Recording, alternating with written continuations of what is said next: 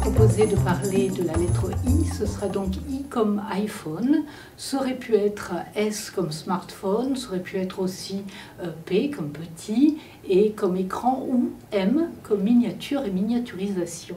C'est en effet de miniaturisation que je me propose de parler et notamment de l'impact des petits écrans, de la prolifération des petits écrans sur l'image et sur la manière dont nous regardons les images et plus précisément les images en mouvement. Alors, la chose qui intéresse le plus Steve Jobs dans sa présentation, ce ne sont pas les qualités de téléphonie, ce sont les autres capacités de cet appareil, et notamment la possibilité de regarder des images de films, donc pour Steve Jobs, une sorte de cinéma de poche. On peut trouver surprenant le choix de l'extrait de film que sélectionne Steve Jobs pour illustrer cette capacité de l'iPhone de montrer des films. Alors il sélectionne son extrait dans Pirates des Caraïbes. Alors c'est surprenant parce que c'est un film à grand spectacle avec des centaines de figurants, des paysages grandioses, des batailles navales gigantesques et je suis censé regarder tout ça sur quelques centimètres carrés d'écran.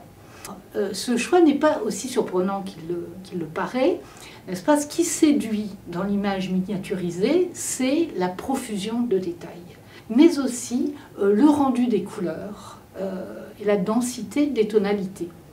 On retrouve donc là, d'une certaine manière, ces qualités qui ont toujours été associées avec la tradition de l'art de la miniature. On se souvient aussi bien des enluminures que des petits portraits peints. Ce qui séduit, c'est cette accumulation de détails, c'est ces tonalités, alors des toutes petites touches de couleur qui vont donner la sensation de quelque chose qui est particulièrement lumineux. Pendant très longtemps, les gens ont eu des portraits peints, des photos qu'ils portaient sur eux, souvent protégés par des petits médaillons, des petits boîtiers. Et c'était une manière de posséder, d'avoir accès à ce qu'on aime de manière constante.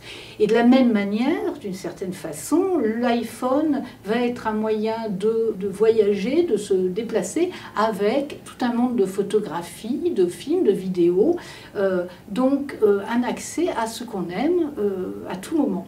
Lorsque je sors mon téléphone pour regarder des films, eh bien, la miniaturisation flirte avec le grotesque. Parce que les figures qui vont s'agiter sur ce petit écran sont réduites à la taille d'insectes.